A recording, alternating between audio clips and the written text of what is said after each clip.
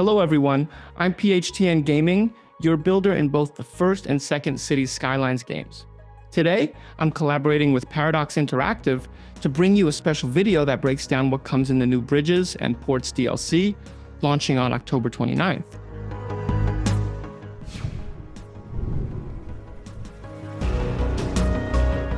Firstly, we have Bridges, the first important part, which they've highlighted right in the name of the new DLC. It features 10 movable bridges, including 5 drawbridges or bascule bridges that have 2 sections that swing upward to allow ships to pass safely, while traffic waits for its turn, and 5 lift bridges that have a section that can be raised vertically. The movable part only moves if there are ships approaching, and then returns to normal so pedestrians and vehicles can pass unhindered. As you can imagine, this whole process takes more time than a simple red to green traffic light cycle. This means movable bridges can cause a significant delay in travel time, especially if you have many ships coming in and out of your port. So you'll want to keep this in mind. As you design your city, you may not want your busiest crossing to be a movable bridge. Along with those, we have some new double-decker bridges, which are basically 2 roads or a road and train tracks stacked on top of each other. It's a really smart way to save space and cost, and they've given us a couple of great options. There's one for your medium roads that's perfect for busy crossings, putting a 2-lane road right on top of a 4-lane one. Then there's a big one for your highways, a new suspension bridge that stacks 2 3-lane highways together.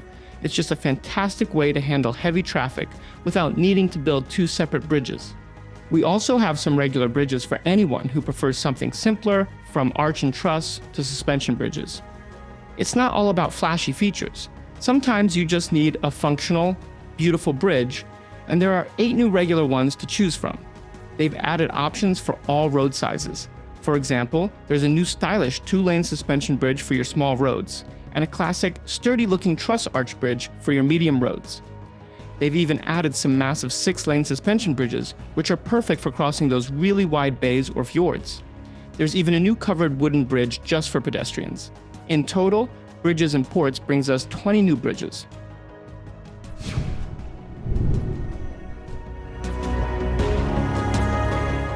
Moving on from bridges, we move to the second important part that is implied in the name of the new DLC, the ports. This one adds new stuff to the water transportation menu. If you open this menu, you will only see the port gate, small to large, as the only new building items. But after you have placed the port gate, the whole port system opens up to you. From the upgrades menu of the port gate, you can start building your own port in any style you want. But unless you play with Unlock all enabled, the port facilities you can build will be gradually unlocked as you achieve each milestone. This includes storage buildings, port keys, and container cranes. The storage buildings specifically are varied, from container yards to warehouses, tank farms, and even bulk storage yards, which all have small to large sizes. Build the port however you want, but keep in mind that they all must be placed within a 1-kilometer radius of the port gate you placed. So, choose the location for the port gate wisely. The port you build will not only be aesthetically pleasing, but can also be an effective business, as trucks can start to deliver and pick up cargo to bring you a sustainable cash flow. The port feature also has its own road category, which stands out with a light concrete texture. These special roads are designed to serve the port better as they are wider than other normal types of roads. Other than that, the port also comes with auxiliary buildings like the employee canteen, port security, emergency response, an intermodal train station, and its own passenger terminal, distinct from the one in the vanilla game. One interesting thing is the port is not just for the waterfront and focused on cargo transport via ships.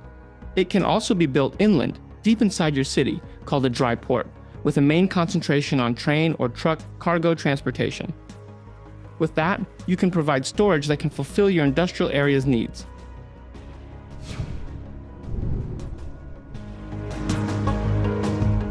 Along with the 2 main features of this new DLC, it also provides new industry categories, fishing and offshore oil, which can be found on the Specialized Industry menu.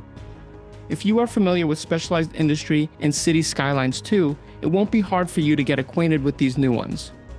It has a main building like the fishing harbor or the offshore oil drilling hub, and from it you can expand the production area, on land or over the surface, depending on which style you want. These new industries offer a new way to provide your city with local resources of fish or oil. Just like the new port system, you build out their piers, storage facilities, and extraction areas all through the upgrade menu. For fishing, you can create inland fish farms or open water fish farming areas, along with cold storages. For oil, you'll expand with oil platforms and tank farms. You'll connect everything using new boatways and pipelines, and soon you'll see fishing boats and oil tankers bringing your waters to life.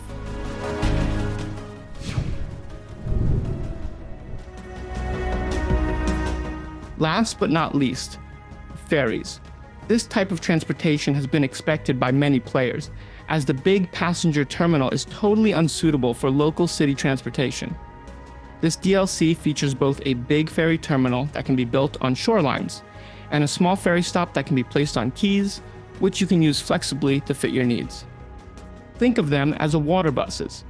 You can create lines that cruise along your waterfronts, connecting your passenger port areas with the rest of the city, instead of building a bunch of big cruise passenger terminal, which the original purpose is bring tourists into your city. This feature will be no strange to City Skylines veteran, as it is one of the water transportations already available in the first game. Adding it to this second game is a valuable addition to the public transport network, giving both citizens and tourists a fantastic new way to get around and even beat traffic. So, will all this new stuff that comes with the bridges and ports expansion satisfy your need for new tools and features to expand and make your city more diverse? Do you have plans to build a new port or ideas of where to place the new bridges in your city when it is released? And let's not forget all the other new assets like the lighthouses, the new parks, and especially the new waterfront business zones, which should look amazing along the coast. What feature are you most excited about? Tell me in the comments. Don't forget that Bridges and Ports will be released on October 29th. See you next time.